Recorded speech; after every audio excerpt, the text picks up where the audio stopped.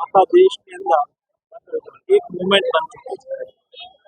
Fit India તહેત ચલાવવામાં આવી રહેલી સંધ્યાવન સાયકલની અંદર આ રવિવારે થીમ હતી સોસાયટીના મંડળો દ્વારા સંધ્યાવન સાયકલ.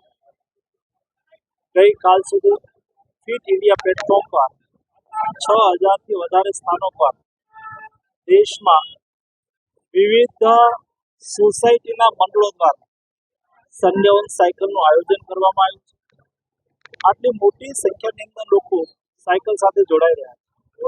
લોકો સ્વસ્થ રહેવા માટે ફિટ ઇન્ડિયા મુવમેન્ટ સાથે જોડાઈ રહ્યા છે. લોકો પોલ્યુશનના સોલ્યુશન માટે ફિટ ઇન્ડિયા મુવમેન્ટ સાથે જોડાઈ રહ્યા છે. સંધ્યાવન સાયકલ સાથે જોડાઈ રહ્યા છે.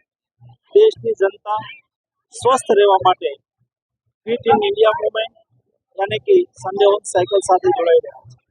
ચાલો આજે ધોરાજીના રસ્તાઓ પર સંધ્યાવન સાયકલના માધ્યમથી આપણે સંદેશ આપીએ સૌ સપ્તાહમાં એક વખત 1 કલાક સાયકલિંગ કરીને સ્વયંને ફિટ રાખીએ, સમાજને સ્વસ્થ રહેવા માટે ફિટ રહેવા માટે સંદેશ આપે. સંદેશ દ્વારા જનતા આ માસ મુવમેન્ટ સાથે જોડશે. સંધ્યાવન સાયકલ દિવસ કેન્દ્રના કેબિનેટ મંત્રી અને આપણા સાંસદ સભ્ય ડોક્ટર મનસુખભાઈ માંડવિયા દ્વારા આજે ફિટ ઇન્ડિયાના માધ્યમથી ધોરાજીની અંદર ભવ્ય સાયકલ રેલીનું આયોજન કરવામાં આવ્યું હતું. ધોરાજીના યુવાનો, કાર્યકર્તાઓ અને વડીલો દ્વારા આ ભવ્ય રેલીનું આયોજન કરવામાં આવ્યું હતું.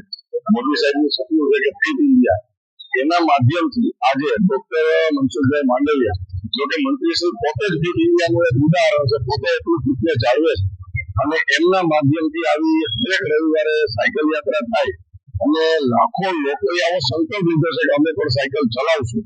અને આમ પણ કેટલાય દેશમાં જાય છે, આ બધું જોઈ અને આપણા દેશમાં પણ લોકો ફિટ રહે, સાયકલ ચલાવે, એના માટે પોલ્યુશન થી પણ ફાયદો થાય એના માટેના એમના સરસ પ્રયત્નો હોય છે. એના ભાગરૂપે આજે ધોરાજીમાં આયોજન થયું.